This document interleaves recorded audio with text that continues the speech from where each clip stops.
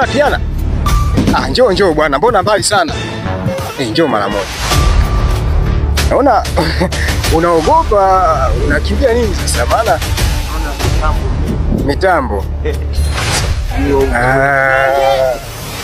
Hamna, ni kawaida sana. Sawa.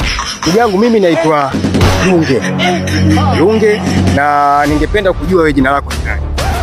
Mimi hapa Ahmed Hamad.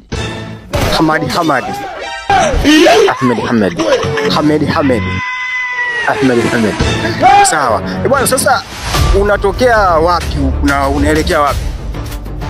Natokea wapi huko na naelekea wapi? Yani mimi nakuuliza wewe unatokea wapi na unaelekea wapi? Nakutokea wapi ila kule Pindo nakoenda. Okay sawa.